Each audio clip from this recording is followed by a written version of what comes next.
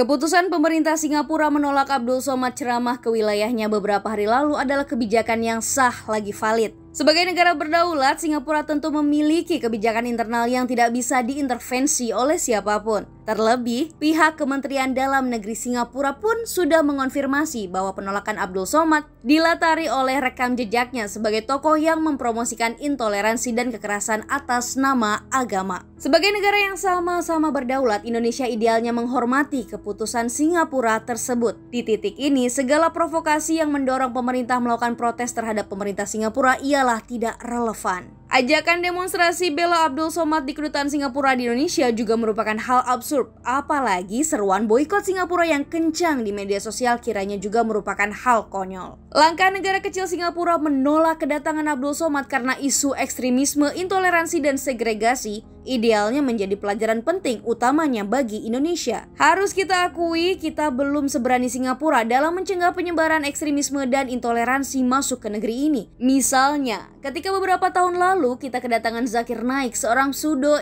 intelektual yang kerap mendiskreditkan umat agama lain dalam setiap ceramahnya. Alih-alih ditolak masuk, Zakir Naik justru diberikan panggung megah di sejumlah universitas dan lembaga pendidikan lainnya. Padahal negara-negara tetangga seperti Singapura, Malaysia, dan Brunei Darussalam terang-terangan menutup pintu imigrasinya untuk Zakir Naik ceramah. Abdul Somad, Zakir Naik, dan sejumlah penceramah agama lain barangkali memang tidak pernah terlibat kekerasan atas nama agama. Namun, ceramah-ceramahnya rentan disalahpahami umat dan diterjemahkan sebagai bentuk dukungan terhadap praktik intoleransi dan ekstremisme. Bagi negara majemuk seperti Indonesia, intoleransi dan ekstremisme ialah musuh yang mengancam keutuhan bangsa. Memberantas intoleransi dan ekstremisme serta segregasi pastilah butuh kehadiran atau intervensi negara. Peran aktif masyarakat sipil menghalau narasi intoleransi dan ekstremisme tidak akan bermakna banyak tanpa kehadiran negara. Secara politis, negara memiliki hak dan kewenangan untuk mengerahkan aparatusnya demi memberantas narasi segregatif dan provokatif, utamanya yang disebarluaskan melalui panggung ceramah keagamaan. Itu artinya negara tidak boleh kehilangan kendali atas ruang publik. Di satu sisi, negara wajib menjamin kebebasan berpendapat warga negaranya. Namun, di sisi lain negara juga wajib menjaga ruang publik agar tetap steril dari narasi intoleransi, segregasi, dan provokasi perpecahan. Caranya ialah dengan menegakkan aturan hukum setegas mungkin bagi pelaku penyebaran ujaran kebencian, provokasi, dan intoleransi. Selain bergerak di sisi pendekatan hukum,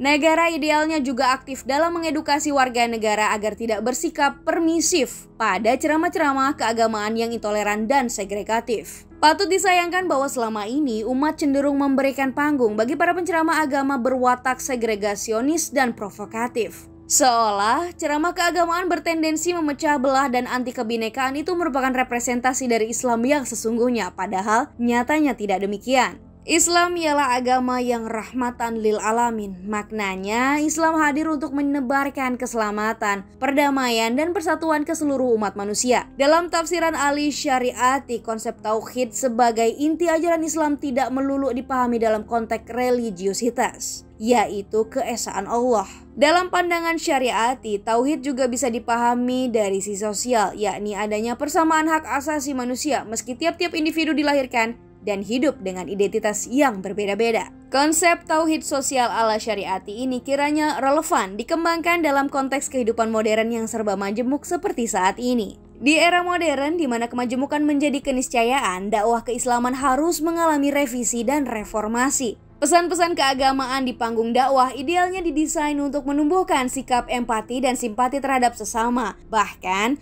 justru menjadi sarana untuk mengadu domba umat beragama. Di titik ini nalar dikotomi seperti muslim kafir, beriman sesat, dan sejenisnya sudah sepatutnya ditinggalkan. Jika tidak, maka Islam akan selalu berbenturan dengan alam modernitas. Kasus dipulangkannya Abdul Somad dari Singapura lantaran citranya sebagai penganjur intoleransi dan segregasi membuktikan bahwa negara-negara maju dan modern begitu waspada dan siaga pada an-nasir yang dapat mengganggu kemajemukan. Indonesia sebagai negara yang lebih majemuk dari Singapura idealnya memiliki kewaspadaan dan kesiagaan yang lebih. Disinilah letak urgensi kehadiran negara dalam membendung narasi intoleransi dan segregasi berbaju agama.